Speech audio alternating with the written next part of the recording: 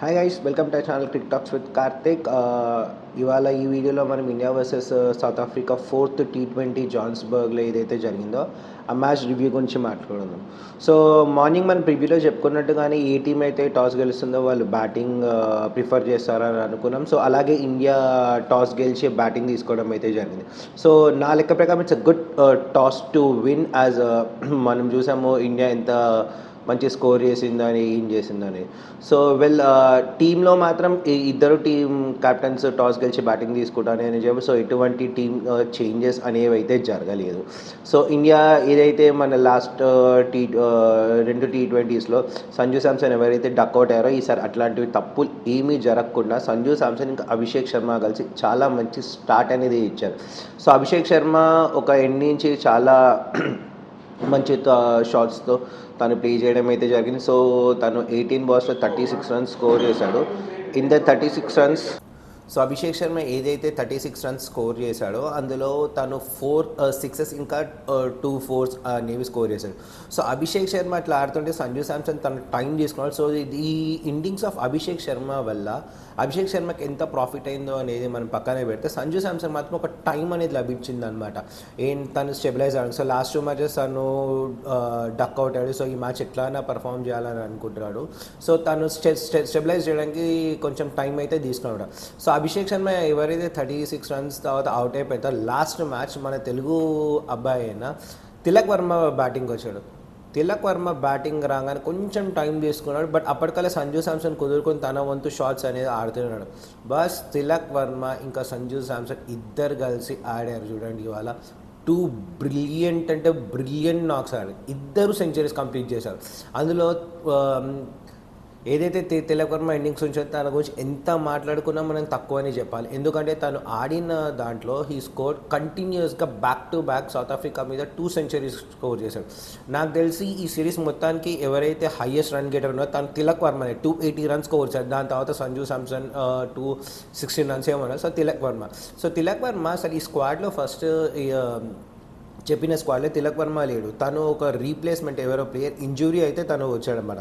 So Tilak Varma ఏదైతే score చేశాడో 120 runs అది ఓన్లీ కేవలం 47 బాల్స్ స్కోర్ చేశాడు. తను కొట్టిన 120 రన్స్లో 10 సిక్సెస్ అండ్ 9 4 స్కోర్ చేశాడు. చెప్పాను pure classic left hander batsmen. So last match Tilak Varma ఒక ట్విట్టర్లో ట్వీట్ చేశాడు అనమాట. దట్ తను కెప్టెన్ సూర్యకుమార్ యాదవ్ దగ్గరికి వెళ్ళి తను అడిగాడు అనమాట, నాకు 1 డౌన్ బ్యాట్స్మెన్ ఇవాళ వెళ్తాను అని చెప్పి. సో సూర్యకుమార్ యాదవ్ దాన్ని మంచిగా సరే వెళ్ళు అని చెప్పాడు. సో తిలక్ వర్మ దాన్ని బాగా అంటే చాలా బాగా యూటిలైజ్ చేసుకున్నాడు.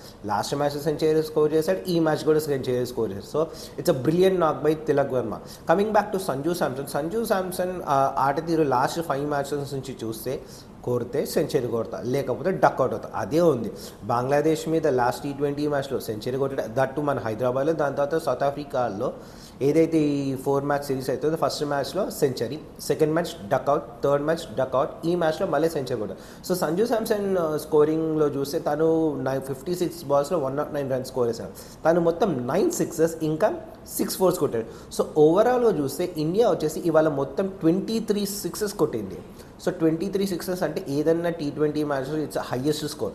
ఇండియా ఇవాళ మొత్తం వచ్చేసి వాళ్ళు కొట్టిన స్కోర్ వచ్చేసి 283 for 1 which is second highest by team India. మొన్న మధ్య మనం 297 స్కోర్ చేసాం బంగ్లాదేశ్ మీద. దాని తర్వాత this is the highest score అనమాట.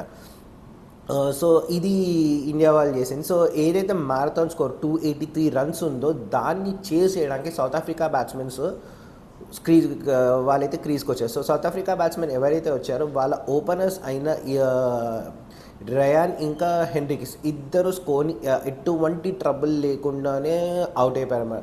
సో ఎవరైతే మనకి ఎప్పుడు ఫస్ట్ 2 to 3 ఓవర్స్లో చాలా క్రూషియల్గా రన్స్ వికెట్స్ ఇచ్చి హర్షదీప్ సింగ్ ఫస్ట్ ఓవర్లోనే హెన్రికెస్ని బౌల్ చేశారు. దాని తర్వాత వెంటనే రయాన్ని కూడా హార్దిక్ పాండ్యా ఒక మంచి పేస్ బాల్తో కీపర్ క్యాచ్గా అవుట్ అయ్యారు. సో వెంటనే విత్ ఇన్ నో టైంలోనే మాక్రమ్ ఇంకా క్లాస్ అని ఇద్దరిని కూడా హర్షదీప్ సింగ్ ఒకటే ఓవర్లో బౌల్ చేస్తారు. సో ఇది ఇలాంటి వచ్చేసి ఏదైతే మ్యారథాన్ స్కోర్ 283 రన్స్ స్కోర్ చేయాలని సౌత్ ఆఫ్రికా వాళ్ళు వచ్చారు, వాళ్ళు 3 ఓవర్స్కే వాళ్ళ స్కోర్ వేస్తే 10 for 4. సో వాళ్ళ మొరల్ అప్పటికే డౌన్ అయిపోయింది ఈ మ్యాచ్ అని అనుకుంటున్న టైంలో వాళ్ళ దగ్గర ఎవరైతే మిడిల్ ఆర్డర్లో కొంచెం స్టెబిలైజ్ చేద్దాము అనుకున్న మిల్లర్ ఇంకా స్టబ్స్ ఇద్దరు కలిసి ఒక 83 రన్స్ పార్ట్నర్షిప్ అయితే వాళ్ళు బిల్డ్ చేశారు అనమాట. అంటే వాళ్ళకి ఆల్రెడీ తెలిసిపోయింది అప్పటికల్లా మ్యాచ్ అయిపోయింది, కానీ ఏదైనా ట్రై చేద్దాం అనుకుంటే that is the only pair recognized pair in their team. ఆ స్కోర్ని వాళ్ళు అంటే ఈ స్కోర్ని వాళ్ళు చేజ్ చేయడానికి కూడా. సో వాళ్ళు కూడా ఒక 83 రన్స్ పార్ట్నర్షిప్ అనేది బిల్డ్ చేశారు. కానీ 83 రన్స్ పార్ట్నర్షిప్ బిల్డ్ చేసిన తర్వాత డేవిడ్ మిల్లర్ వరుణ్ చక్రవర్తి ఓవర్ని టార్గెట్ చేసుకున్నాడు. అదే ఓవర్లో ఒక 2 సిక్సెస్ అనేది ఆల్రెడీ హిట్ చేశాడు. కానీ అదే ఓవర్లో వరుణ్ చక్రవర్తి వేసిన ఒక బాల్కి డేవిడ్ మిల్లర్ క్యాచ్ అవుట్ అయ్యాడు అనమాట. తిలక్ వర్మ చాలా మంచి అద్భుతమైన క్యాచ్ చేసుకున్నాడు. వెంటనే మిల్లర్ అవుట్ అయిపోయిన వెంటనే నెక్స్ట్ ఓవర్లోనే స్టబ్స్ ఎల్బీడబ్ల్యూ అవుట్ అయ్యాడు. ఎవరికి? మన రవి బిష్నాయ్ వేసిన బాల్కి. సో రవి బిష్నాయ్ కూడా చాలా అద్భుతంగా బౌలింగ్ చేశాడు. సో తను ఏంటంటే ఒక ఫిల్డ్ రోల్ ప్లే చేశాడు ఈ మొత్తం సిరీస్లో. సో వరుణ్ చక్రవర్తి మన మెయిన్ స్ట్రీమ్ స్పిన్నర్ అయితే రవి బిష్నాయ్ వచ్చి ఒక ఫిడిల్ అంటే ఒక సపోర్టివ్ రోల్ ఇచ్చాడు అనమాట ఎవరికి? మన వరుణ్ చక్రవర్తి. సో నాకు తెలిసి వరుణ్ చక్రవర్తి ఈ సిరీస్ మొత్తానికి లీడింగ్ వికెట్ టేకర్.